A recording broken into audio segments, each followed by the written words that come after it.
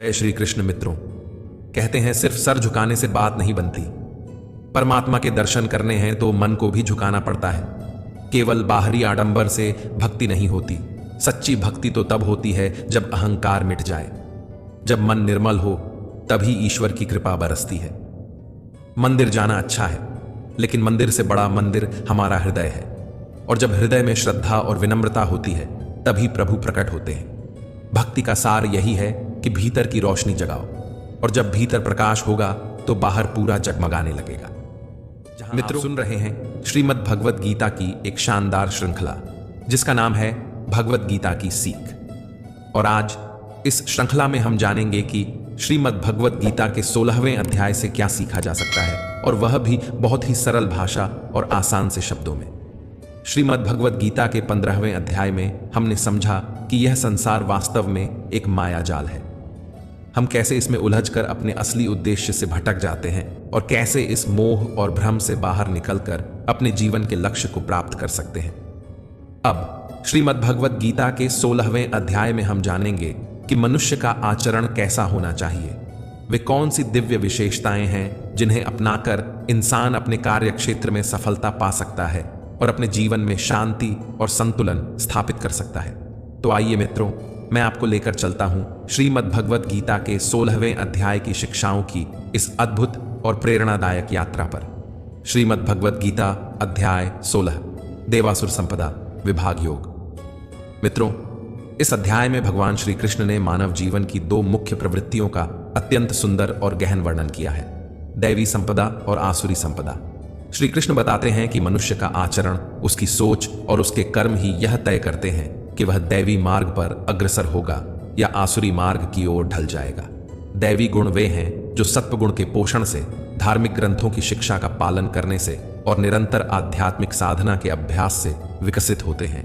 यह गुण व्यक्ति को सत्य, अहिंसा, करुणा, आत्मसंयम, क्षमा, दया और ईश्वर भक्ति के मार्ग पर ले जाते हैं। दैवी संपत्ति जीवन को ऊंचाइयों तक पहुंचाती है और अंततः साधक को भगवत प्राप्ति यानी परम सत्य और परम शांति की ओर अग्रसर करती है। ऐसे व्यक्ति समाज के लिए भी प्रकाश स्तंभ बनते हैं, जिनकी आभा और आचरण दूसरों को धर्म और सदाचार के मार्ग पर चलने की प्रेरणा देता है।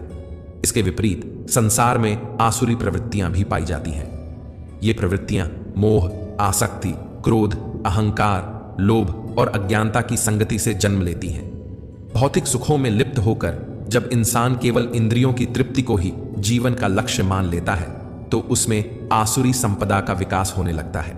ऐसे लोग धर्म और शास्त्रों की अवहेलना करते हैं, सत्य का अनादर करते हैं और केवल भौतिक विचारों व स्वार्थ को ही सर्वोपरि मानते हैं। परिणाम स्वरूप उनके व्यक्तित्व में हिंसा, छल, ईर्ष्या और असंयम जैसे प्रतिकूल लक्षण विकसित हो जाते हैं। अंततः यही प्रवृत्तियां आत्मा को नीचे खींचती हैं और उसे नारकीय अस्तित्वों की ओर धकेल देती हैं। मित्रों, अगर आप इस पूरी श्रृंखला को गहराई से देख और सुन रहे हैं, मनन कर रहे हैं, तो आपको याद होगा कि श्रीमद् भगवत गीता के 9वें अध्याय में भगवान श्री कृष्ण ने दैवी संपदा और आसुरी संपदा का उल्लेख किया था। उन्होंने स्पष्ट कहा था कि आसुरी स्वभाव वाले लोग मुझे तुच्छ मानते हैं, क्योंकि उनकी दृष्टि केवल मेरे मनुष्य रूप तक सीमित रहती है। वे मेरे असली स्वरूप सच्चिदानंद परमात्मा को नहीं पहचान पाते। वे केवल बाहरी शरीर को देखते हैं और सोचते हैं कि कृष्ण भी साधारण मनुष्य ही हैं। इस कारण वे अहंकार, मोह और अज्ञानता में डूबे रहते हैं और मुझे सच्चे भाव से जान नहीं पाते। इसके विपरीत जिनके भीतर दैवी गुण होते हैं, वे मुझे अनन्य भाव से भजते हैं। उनका हृदय श्रद्धा और प्रेम से भरा होता है। वे मेरे प्रति अटूट विश्वास रखते हैं और हर परिस्थिति में मुझे अपना सर्वस्व मानकर मेरा स्मरण करते हैं।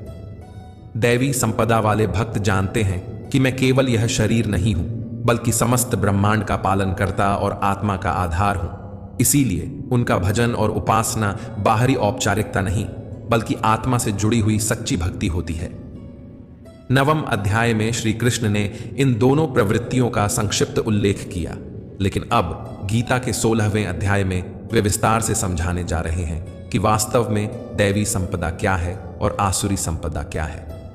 हमने पौराणिक कथाओं और कहानियों में देवताओं और असुरों के बारे में बहुत कुछ सुना है। देवता हमेशा धर्म, करुणा, दया और सत्य के प्रतीक माने जाते हैं, जबकि असुर अधर्म, क्रोध, लोभ और अहंकार के प्रतीक। लेकिन श्री कृष्ण हमें यह बताते हैं कि यह केवल पुराणों की कहानियां नहीं है, बल्कि हमारे भीतर भी ये दोनों प्रवृत्तियां मौजूद हैं। जब हम दया, करुणा, क्षमा, आत्मसंयम और सत्य का पालन करते हैं तो दैवी गुण प्रकट होते हैं, और जब हम अहंकार, लोभ, क्रोध, मोह और हिंसा को बढ़ावा देते हैं तो आसुरी गुण हावी हो जाते हैं। इस प्रकार 16वां अध्याय केवल देवताओं और असुरों की कहानियां सुनाने के लिए नहीं है, बल्कि यह हमें अपने जीवन में आत्म मंथन करने के लिए प्रेरित करता है। यह हमें यह समझने का अवसर देता है कि हमारे भीतर कौन सी प्रवृत्तियां अधिक प्रबल हैं, दैवी या आसुरी। और जब हम सजग होकर दैवी गुणों का पोषण करते हैं तो हमारा मार्ग स्वतः ही ईश्वर की ओर मुड़ जाता है। यहां भगवान श्री कृष्ण अर्जुन से कहते हैं, हे अर्जुन, इस संसार में मनुष्यों के दो प्रकार के स्वभाव होते हैं, दैवी स्वभाव और आसुरी स्वभाव। अर्थात एक वह जो देवताओं के समान आचरण करने वाला है, और दूसरा वह जो राक्षसी प्रवृत्तियों के समान आचरण करने वाला है। श्री कृष्ण अर्जुन को आश्वस्त करते हुए कहते हैं, तुम्हें तनिक भी चिंतित होने की आवश्यकता नहीं है, क्योंकि तुम्हारे भीतर दैवीय संपदा विद्यमान है। तुम दैवी गुणों से युक्त हो। अब मैं तुम्हें पहले दैवी संपदा के विषय में विस्तार से बताता हूं। इस अध्याय के प्रथम श्लोक में भगवान श्री कृष्ण अर्जुन से कहते हैं, अभयम सत्वसम शुद्धिर ज्ञान योग व्यवस्थिति दानम दमश्च यज्ञश्च स्वाध्यायस्तप आर्जवम। अर्थात हे भरतवंशी, निर्भयता, अंतःकरण की शुद्धि, आध्यात्मिक ज्ञान में दृढ़ता, दान की भावना, इंद्रियों पर नियंत्रण, यज्ञों का अनुष्ठान, धर्म ग्रंथों का अध्ययन, तपस्या और स्पष्टवादिता, ये सभी दैवी संपदा के लक्षण हैं। भगवान बताते हैं कि जिनमें दैवी गुण प्रकट होते हैं वे व्यक्ति वास्तव में देवताओं जैसे आचरण करने वाले होते हैं। उनमें भय का अभाव होता है, वे निर्भय और निडर होते हैं, उनका अंतःकरण निर्मल और शुद्ध होता है। ऐसे साधक जब ध्यान में बैठते हैं तो उनका मन चंचल होकर इधर उधर नहीं भागता, बल्कि दृढ़ता से एकाग्र हो जाता है। वे तन, मन और धन सबका समर्पण करके पूर्ण श्रद्धा के साथ भक्ति में लीन हो जाते हैं। दैवी स्वभाव वाले लोग कभी किसी को कष्ट नहीं पहुंचाते। वे सभी जीवात्माओं को समान दृष्टि से देखते हैं, हर परिस्थिति में संतुलन बनाए रखते हैं। चाहे दुख मिले या सुख, वे विचलित नहीं होते। उनमें करुणा, क्षमा और धैर्य की अद्भुत शक्ति होती है। क्रोध और मोह से दूर रहना, अपने ही गुणों का भी अभिमान न करना और हर स्थिति में ईश्वर को स्मरण करना, यही उनके जीवन का आधार होता है। मित्रों, यही दैवी स्वभाव है। यह अध्याय दैवी गुणों से संपन्न पुण्यात्माओं के निरूपण से प्रारंभ होता है। ऐसे गुण आत्मा को ऊंचाइयों तक ले जाते हैं और अंततः ईश्वर की प्राप्ति कराते हैं। इसके बाद भगवान इसमें आसुरी गुणों का भी उल्लेख करते हैं। वे गुण जो इंसान को अज्ञान, मोह, क्रोध, लोभ और अहंकार के जाल में बांधकर जीवन और मृत्यु के चक्र में फंसा देते हैं। श्री कृष्ण हमें सचेत करते हैं कि इन आसुरी प्रवृत्तियों से दूर रहना अत्यंत आवश्यक है, क्योंकि यदि इन्हें अपनाया जाए तो आत्मा पुनः अंधकार की ओर खींच जाती है। आगे भगवान श्री कृष्ण अर्जुन से कहते हैं, द्वौ भूत सर्गो लोकेस्मिन् दैव आसुर एव च दैवो विस्तृशः प्रोक्त आसुरम पार्थ में शृणु। अर्थात हे पार्थ, इस संसार में दो प्रकार के मनुष्य पाए जाते हैं। एक वे जो दैवी गुणों से संपन्न हैं और दूसरे वे जो आसुरी स्वभाव वाले हैं। दैवी गुणों का मैंने विस्तार से वर्णन कर दिया है, अब तुम मुझसे आसुरी स्वभाव के बारे में सुनो। मित्रों, भगवान श्री कृष्ण समझाते हैं कि आसुरी संपदा क्या है। वे कहते हैं, हे अर्जुन, अहंकार, घमंड, क्रोध, लोभ, वासना, ईर्ष्या, आसक्ति, अज्ञान और घृणा, ये सभी आसुरी प्रवृत्तियों के लक्षण हैं। ऐसे लोग इंद्रियों के वश में रहते हैं और शरीर को ही सब कुछ मानते हैं। उनके लिए जीवन का उद्देश्य केवल भोग और भौतिक सुखों तक सीमित होता है। वे दूसरों का सम्मान नहीं करते, न सत्य बोलते हैं और न ही धर्म की वास्तविक मर्यादा समझते हैं। आसुरी स्वभाव वाले लोग केवल दिखावे के लिए धर्म, यज्ञ या दान करते हैं। उनका उद्देश्य समाज सेवा या ईश्वर भक्ति नहीं होता, बल्कि वे इसे अपने अहंकार और प्रतिष्ठा दिखाने का साधन मानते हैं। उनकी बुद्धि अज्ञान और मोह के कारण भ्रष्ट हो जाती है। वे बुरे कर्मों में लिप्त रहते हैं और धीरे धीरे अपने ही पतन का कारण बन जाते हैं। भगवान कहते हैं कि ऐसे व्यक्तियों की इच्छाएं कभी पूरी नहीं होती।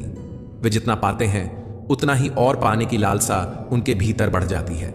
उनका सुख केवल इंद्रिय भोग तक सीमित रहता है और उनका जीवन भौतिक वस्तुओं को इकट्ठा करने में ही समाप्त हो जाता है। वे सोचते हैं कि हर काम का कर्ता वे स्वयं हैं और यही अहंकार उन्हें धीरे धीरे विनाश की ओर ले जाता है।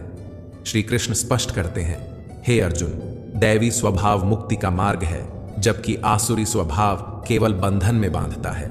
आसुरी प्रवृत्ति वाले लोग बार बार असुर योनि में जन्म लेते हैं। वे कभी ऊपर नहीं उठ पाते, बल्कि हर जन्म में और गहराई तक अंधकार और दुख में गिरते चले जाते हैं। इसलिए जो मनुष्य दैवी गुणों को अपनाता है वही जीवन में शांति, सुख और अंततः मुक्ति प्राप्त करता है, और जो आसुरी प्रवृत्तियों को अपनाता है वह स्वयं को विनाश की ओर धकेलता है। गीता हमें यही सिखाती है कि हमें सजग होकर अपने भीतर झांकना है और यह देखना है कि कौन सी प्रवृत्तियां हमें ऊपर उठा रही हैं और कौन सी हमें नीचे गिरा रही हैं। भगवान श्री कृष्ण अर्जुन को समझाते हैं, काम, क्रोध और लोभ ये 3 नरक के द्वार हैं। हे अर्जुन, ये तीनों ही मनुष्य को धीरे धीरे अंधकार और विनाश की ओर ले जाते हैं। इसलिए इनसे जितना शीघ्र हो सके दूर हो जाना ही बुद्धिमानी है। जो भी मनुष्य काम, क्रोध और लोभ जैसे तीनों नरक द्वारों को त्याग देता है वह मेरे ही आश्रय में आ जाता है और उसका जीवन शांति, ज्ञान और भक्ति से भर जाता है। भगवान आगे कहते हैं, हे अर्जुन, तू शास्त्रों के आदेशों और उपदेशों को समझकर ही अपने जीवन में आगे बढ़। दैवी गुणों को अपनाकर कर्म करता जा, क्योंकि यही तुझे मुक्ति और परम आनंद की ओर ले जाएंगे। इस अध्याय के अंतिम श्लोक में भगवान एक गूढ़ सत्य बताते हैं, तस्मात् शास्त्रम प्रमाणम ते कार्य व्यवस्थितो ध्यात्वा शास्त्र विधानोक्तम कर्म कर्तुमिहार्हसि। अर्थात क्या करना चाहिए और क्या नहीं करना चाहिए, इसका निर्णय करने का अधिकारी केवल शास्त्र है। शास्त्र ही हमारे जीवन का वास्तविक मार्गदर्शक है। इसलिए हे अर्जुन, तू शास्त्रों में वर्णित विधानों को स्वीकार कर, उनके अनुसार अपने कर्तव्यों का पालन कर और अपने जीवन को धर्म, भक्ति और सत्य की ओर ले जा। श्री कृष्ण इस अध्याय का समापन करते हुए हमें यह सिखाते हैं कि जीवन का मार्ग हमें स्वयं नहीं गढ़ना है, बल्कि शास्त्रों से प्रेरणा लेकर उनके निर्देशों का पालन करते हुए आगे बढ़ना है। जो व्यक्ति शास्त्रों के विधान को मानकर चलता है वह कभी पथभ्रष्ट नहीं होता और अंततः भगवत प्राप्ति के मार्ग पर अग्रसर हो जाता है। मित्रों, दैवीय स्वभाव और आसुरी स्वभाव दोनों ही हमारे हृदय में निवास करते हैं। यही दोनों हमारे आचरण, विचार और कर्मों को निरंतर प्रभावित करते रहते हैं। जब आसुरी संपदा हम पर हावी हो जाती है तो हमारा व्यवहार कठोर, क्रोधपूर्ण और स्वार्थी हो जाता है और हम अनजाने ही असुरों जैसा जीवन जीने लगते हैं। वहीं जब दैवी संपदा प्रकट होती है तो हमारा हृदय करुणा, विनम्रता, प्रेम और भक्ति से भर जाता है और हमारा जीवन देवताओं के समान उज्जवल बन जाता है। इसीलिए भगवान श्री कृष्ण ने हमें सजग रहने का संदेश दिया है कि अपने मन और इंद्रियों को वश में रखकर हमें सदैव दैवीय गुणों का विकास करना चाहिए। यही गुण हमारे जीवन को सुखमय, सफल और शांति से परिपूर्ण बनाते हैं। भगवान ने विशेष रूप से 3 आसुरी प्रवृत्तियों का उल्लेख किया है, काम, क्रोध और लोभ। उन्होंने स्पष्ट कहा है कि ये तीनों ही नरक के द्वार हैं। काम व्यक्ति को लालच और वासनाओं में बांध देता है, क्रोध उसकी बुद्धि नष्ट कर देता है और लोभ उसे कभी संतुष्ट नहीं होने देता। ये तीनों मिलकर हमारे सुख, शांति और सफलता के सबसे बड़े शत्रु बन जाते हैं। इसलिए हे मित्रों, हमें निश्चय करना होगा कि इन तीनों दुष्प्रवृत्तियों से दूरी बनाकर दैवीय गुणों का आलिंगन करें।